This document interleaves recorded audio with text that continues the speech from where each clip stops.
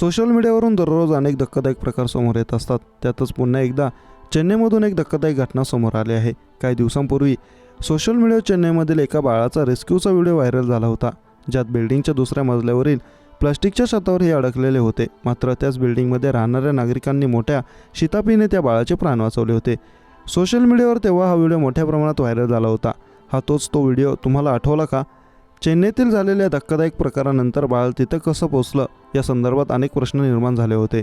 शिवाय बाळाच्या आईला अनेक प्रश्नांचा सामनाही करावा लागला असून निष्काळजीपणामुळे तिला अत्यंत ट्रोल केले जात आहे. संबंधित घटना दिनांक 28 एप्रिल रोजी घडली होती. मात्र या घटनेला काही दिवसांचा काळ उलटला होता. संपूर्ण प्रकरण शांत झाले असे जरी वाटले तरी ते काही झाले नव्हते. नागरिकांनी वाचवलेल्या बाळाच्या आईने 18 मे रोजी राहत्या घरी आत्महत्या केल्याचे धक्कादायक वृत्त समोर आले आहे.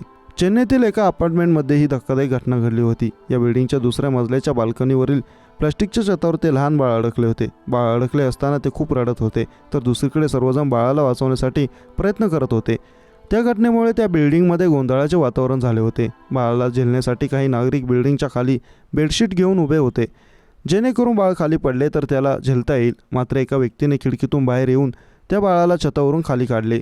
चेन्नईमध्ये घडलेल्या घटनेत बिल्डिंगमध्ये राहणाऱ्या नागरिकांनी बऱ्याच वेळेच्या प्रयत्नानंतर त्या बाळाला वाचवले होते. त्यानंतर बाळाच्या आईवर अनेक प्रश्नचिन्ह उभे केले. बाळ छतावर पोचले कसे, असा प्रश्न सोशल मीडिया उपस्थित करण्यात आला. बाळाच्या आईला सोशल मीडिया प्रचंड ट्रोल करण्यात आलं. यामुळे तिला मानसिक आरोग्याच्या समस्या निर्माण झाल्या. ती नैराश्यात होती. या संपूर्ण प्रकरणानंतर तिच्यावर उपचार देखील सुरू होते असे सांगण्यात आले. मीडिया वृत्तानुसार या घटनेनंतर बाळाची आई तिच्या आईवडिलांकडे राहायला गेली, परंतु आजूबाजूचे लोक तिला खूप प्रश्न विचारायचे. त्यामुळे तिने हे टोकाचे पाऊल उचलले.